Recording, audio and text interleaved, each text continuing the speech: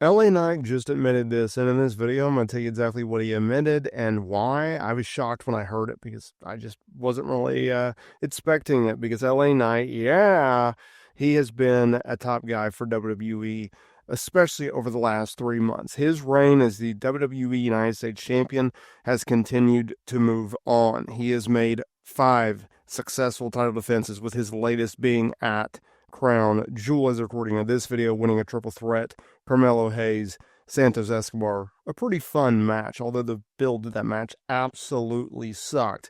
Now, the reason that LA Knight has gotten over with fans is a few different folds. One, the guy has charisma that oozes out. He can talk his butt off and he can go in the ring. He is a believable superstar. And while, yes, some will compare him to The Rock or a Steve Austin based off of his mannerisms or the way that he speaks or the way that he does his promos, at the end of the day, LA Knight is on his own. He is someone that is unique. He's a throwback. He is what pro wrestling, I think, really it blossomed with this over the top, wild character who is loud and boisterous, who either you get talked into seeing him wrestle because you want him to succeed, or he talks you into the building or watching the show to see him get beat up.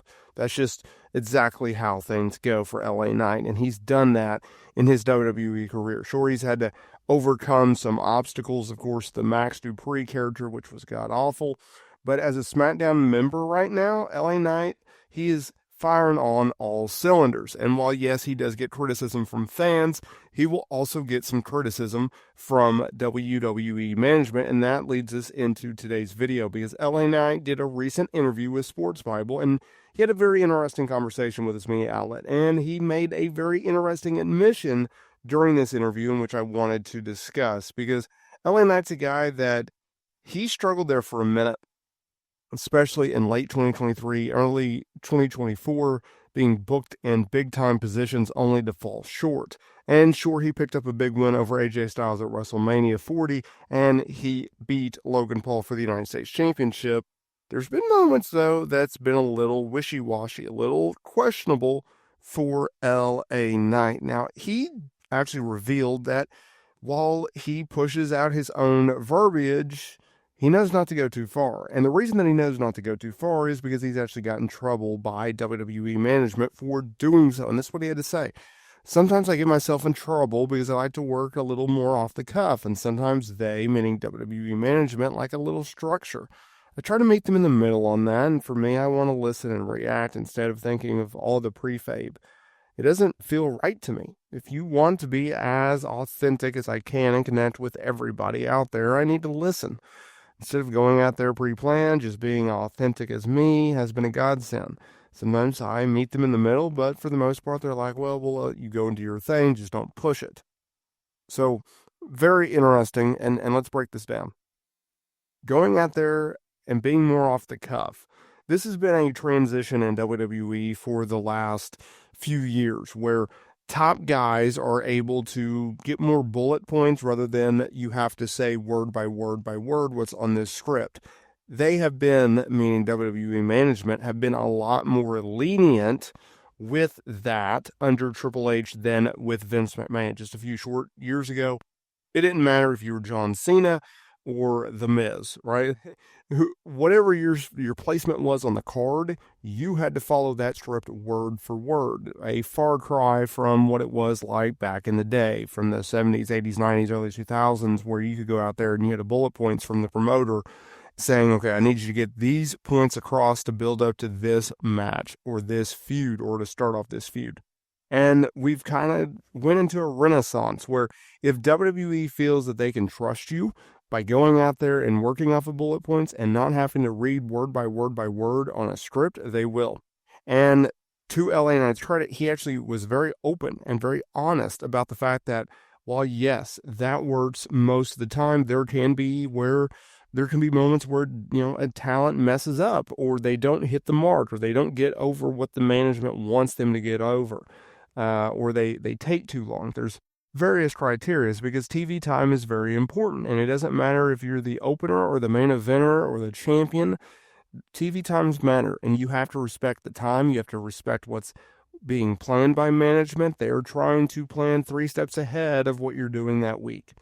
And LA Knight, who's a guy who has gotten over with his charisma and who has gotten over with his talking ability, there's pros and there's cons to that. And he's very honest with that. So I 100% respect LA Knight going out of his way, talking about how, hey man, this is life. Not everything works how we think it's going to be. Not everything's going to go exactly how we think it will. There's going to be ups, there's going to be down, there's going to be hiccups, there's going to be pivots, there's going to be multiple aspects to a promo, to a feud, to a match, to a storyline, whatever the case may be. And for him to be honest, I commend him for that. It's ironic, though, that LA Knight is the guy that says this out loud in a public interview, considering that when he signed with WWE a few years ago and he went in NXT and he lit the world on fire as LA Knight and he had that awesome feud with Cameron Grimes, the $1 Million Championship. They brought in Ted DiBiase. It was a lot of fun. And then Vince McMahon's like, oh, this guy can talk. Let's turn him into a manager. And it's like, no, let's not do that. But they did. And it was god-awful. And they almost ended the man's career in WWE because of so. But thank goodness Vince McMahon, he stepped aside. He had the hush money scandal. Triple H brought in LA Knight and goes, hey man, this Max Dupree character absolutely stinks. It sucks. Let's not do this anymore. Let's go back to what works. Let's go back to LA Knight. Yeah. And let's let you go out there and be yourself with the volume turned up 1,000%, where they are trusting him. And they allow him to be himself just with a amplified effect, with the level all the way up. And it's beautiful in the sense of what they've been able to do with LA Knight.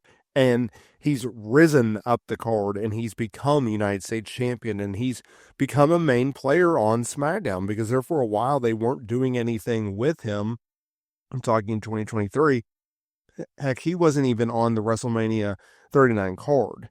Right? And they have him paired with John Cena and then the feud with The Miz, and then he really starts to take off, right? And what they've been able to do with him this year, where he's feuding with AJ Styles and then he's feuding with Logan Paul and he beats Logan Paul at SummerSlam for the US title, and he's had multiple defenses and they're doing all the open challenges on SmackDown, and he's consistently defending the title and consistently being on television, whether that's promos or in-ring open challenges.